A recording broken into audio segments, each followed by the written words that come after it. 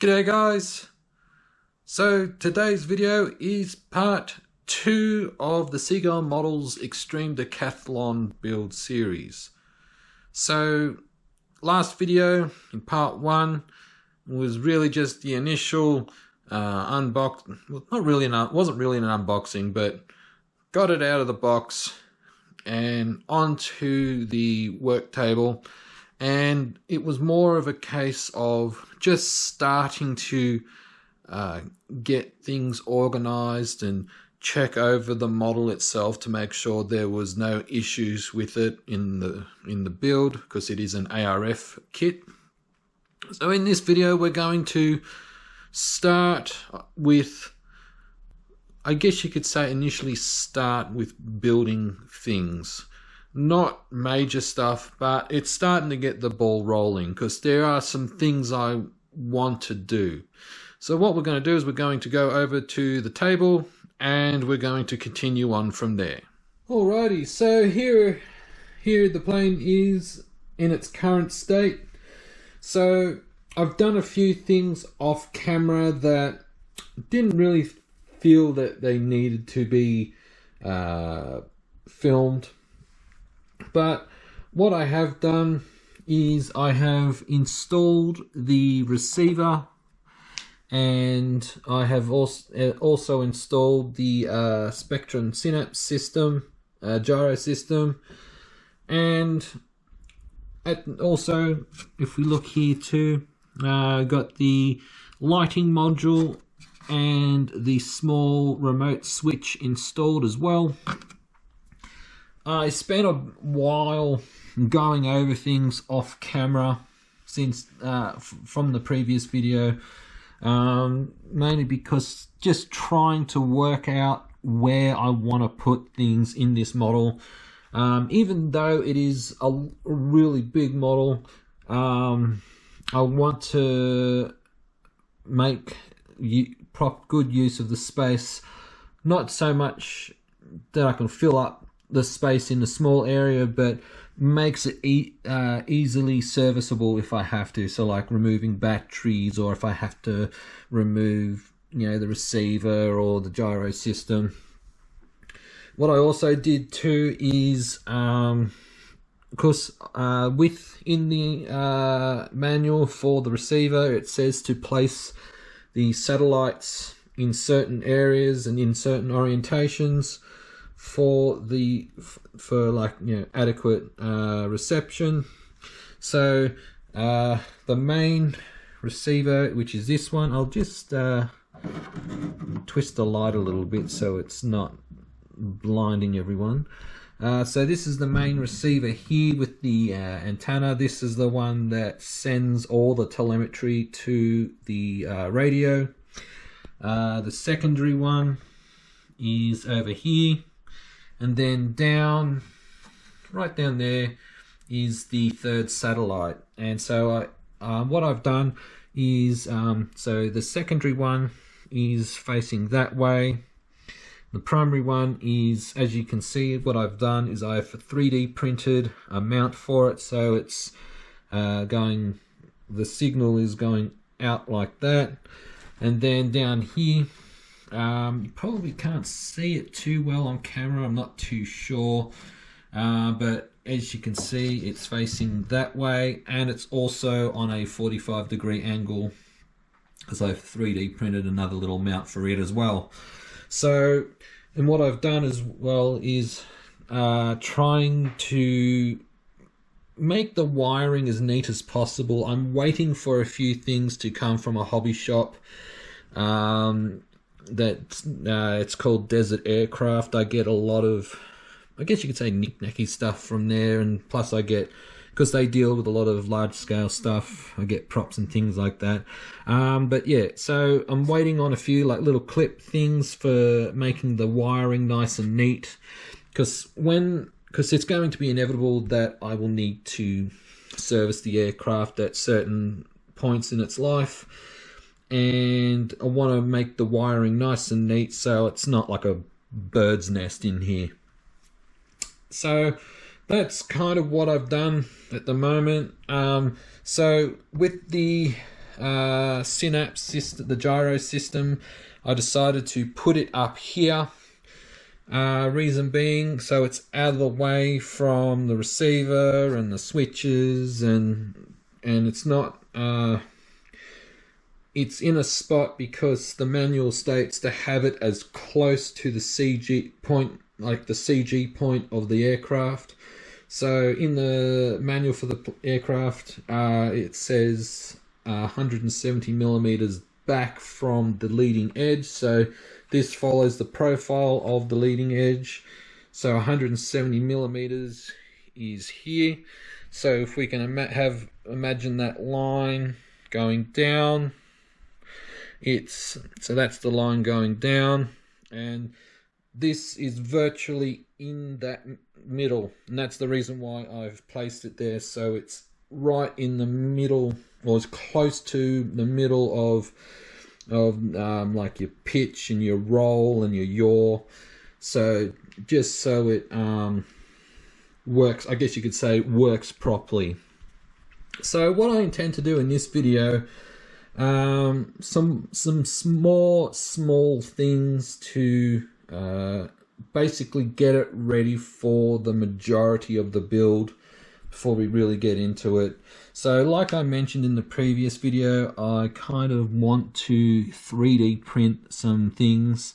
So one of them, I'm really thinking I'm going to have the power switch here up like around here somewhere.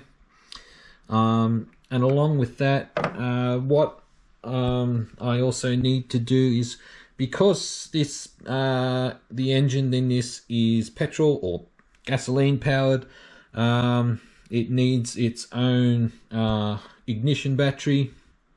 So I have another battery coming. It'll be like this, one like this, and it'll be probably in between the fuel tank and the sidewall here.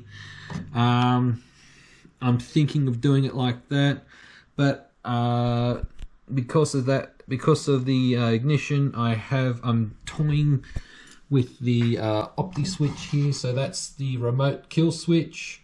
Basically, it's the exact same thing as this little switch right there, and yeah, so this one here, it's really designed for engines.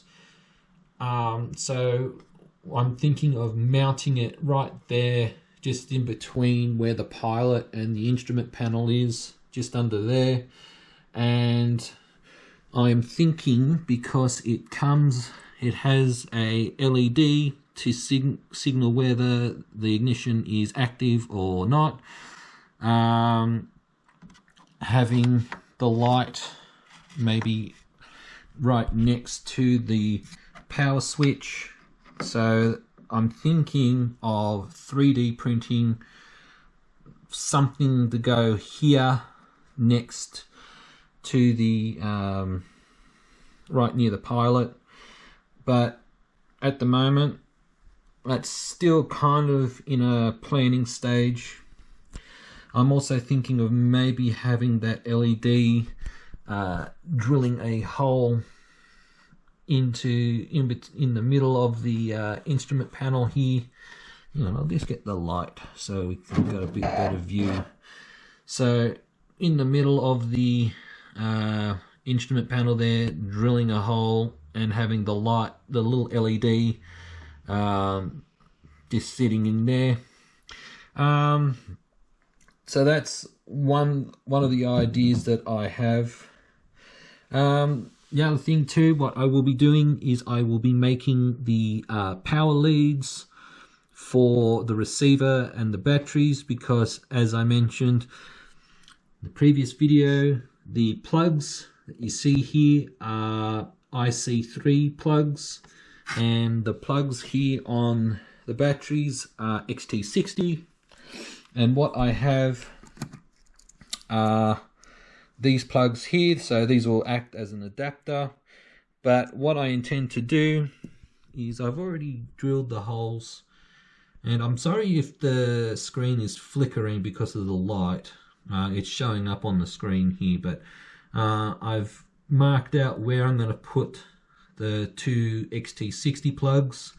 So what I did is I just made a simple, obviously it's stuck to the tape here, give me a second guys. So I made this simple little template, and you just put it there, and I could mark out where I wanted the plugs to go. So what I'm going to do guys is I'm not going to do it on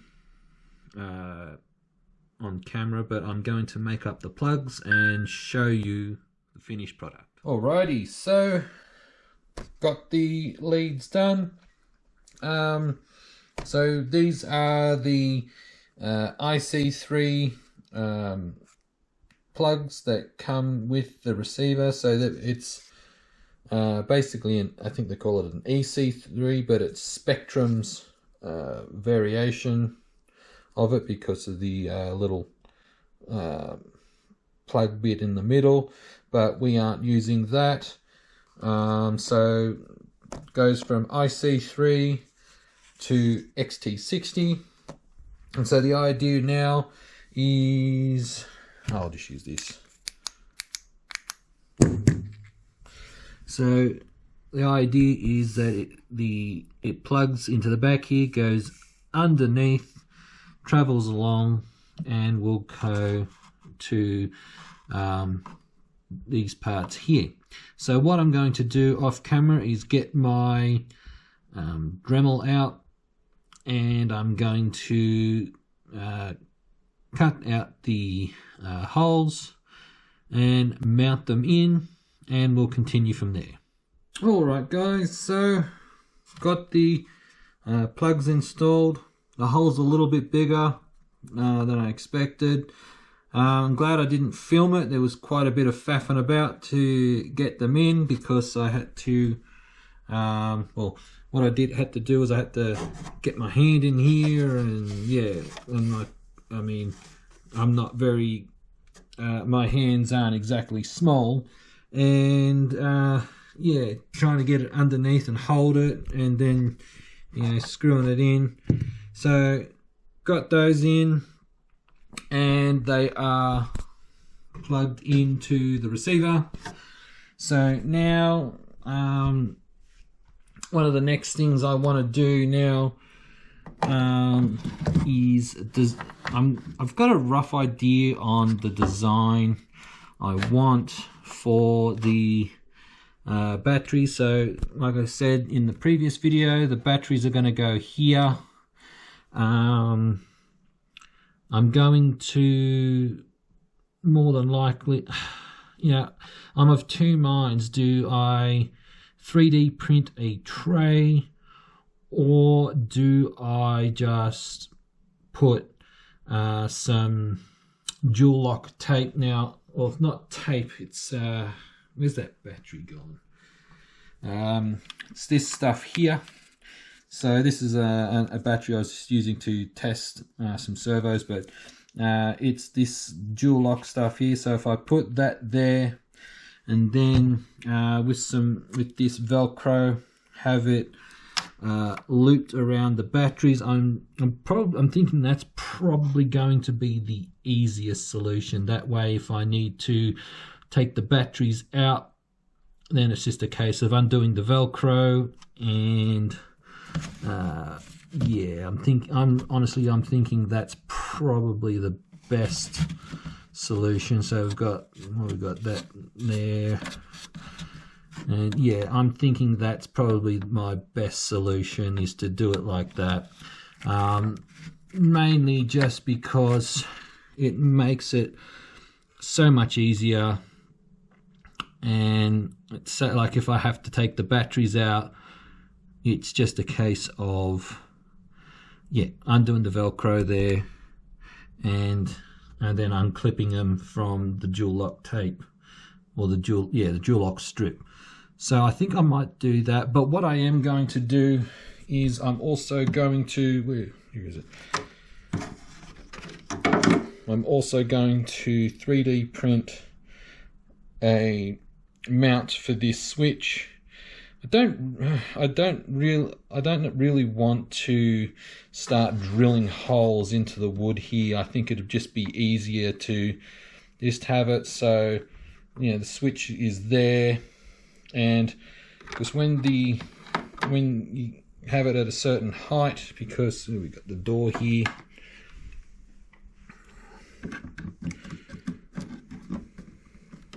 so that's the door. Helps if I move the hinges. So by having that there, and then 3D printing the mount, so it's probably about at this height level, and then that way, because I have tested the receiver, I've got the receiver bound to my radio. This switch lights up, so I'm thinking make a mount like that, so it's just there in front of the door. And the cool thing with this receiver is you can actually turn it off via the radio, so I don't have, the only time I have to open the door is when I want to turn it on. So I'm thinking that's probably my best solution to that. So what I'm going to do is sort out the placement of the receiver batteries and have a mount made for this. Alright guys, so I would say made some decent progress with regards to switches and so forth. So what I've done, I had a bit of a brainstorm. So initially I had the plugs as you saw them in the previous little segment, but then it got me thinking, well, I didn't quite like how it looked, and I thought, you know, I think I'd have a better idea on how to go about doing it. So, and I'm always losing this friggin' light of mine that I use, but so what I'll do is I'll just get my phone out just so we can have a little bit of extra light. So I'll just plop that there. So what I've done is, as you can see here, I 3D printed a bracket here, a simple bracket. Now I misjudged the height, so the actual window section covers it up, but I thought, you know what, it doesn't really matter because all I do is just open the door, power it on, and we've got power. But it got me thinking too about the battery plugs. So what I've done is I have 3D printed a box here, and the plugs are in there, and as you can see, the plugs are in. I actually miscalculated my measurements by a little bit, so as you can see, they're staggered. They're not perfectly parallel with each other, or level I should say, but yeah, I came up with a simple box design, and I have cut a hole like underneath, and the power wires go through, and as you can see, they come out through there and into the receiver. What I decided to do, as well as the original holes, you can see there, I have left them there, and that is I've left them there purposefully, so as somewhere for the other plugs, because even though it comes with XT60 plugs, it also has like JR plugs for different receiver configurations. So I've left them there just to be tucked away so they're not getting tangled up in any other wires. But as you can see, this is so far how I've got it all set up, and so I have it all bound, and so we can power it on. and I will turn off the light. And as we can see here at the moment, guys, the receivers are bound and working. The receiver is all lit up and happy, and as we can see here, the switch for the lighting system works, and as you see, that's flashing, saying that it's on standby, and it's on. I don't have motor on. I don't think the light, no. So with the RCXL Opti switch, the LED doesn't work at the moment because motor off. There is no power connected to it. I will test that out shortly.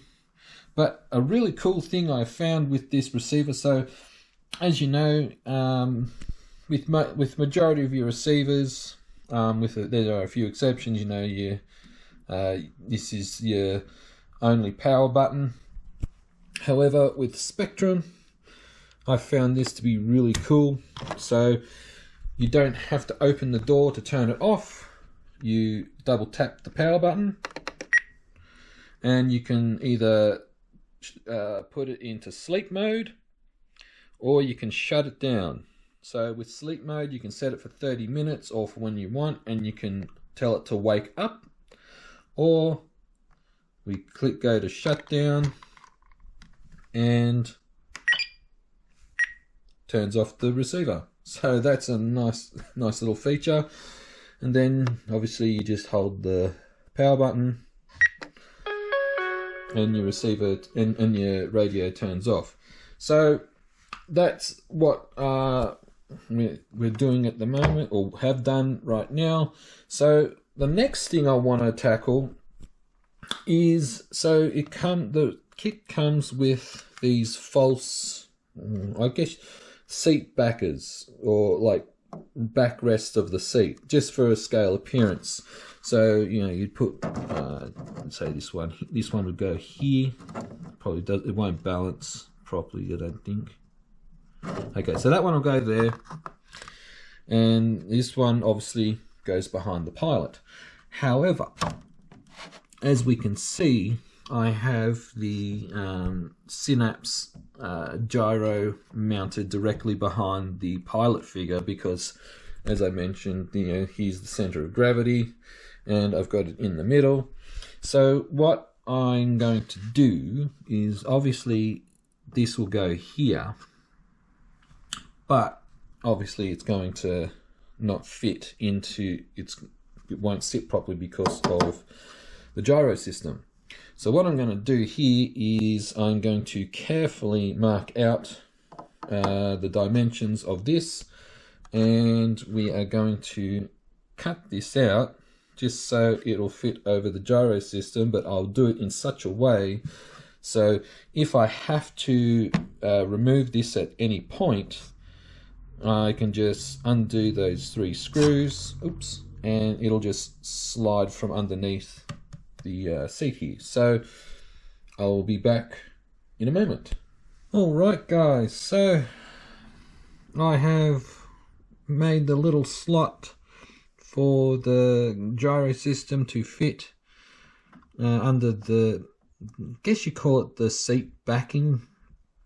So that's how it is there. I made the made the gap a little bit wider and a little bit taller than the actual gyro itself. So as you can see there guys, it'll just sit there like that. Now I'm trying to do this single-handedly, but as you can see, the front, or just there where the front screw is, so I believe it's supposed to be a little bit further forward, but I'm leaving it, I'm going to have it flush with the edge there on purpose. So if for whatever reason I have to take it out, it'll just be a case of undoing the screw at the front, screw at the back there, and yeah, makes it super easy to remove. So I just had that propped there, just balanced, but it'll be glued in properly. But as you can see, fits perfectly. And then the one at the back here. So I reckon, guys, I'm going to make this the end of the video for part 2.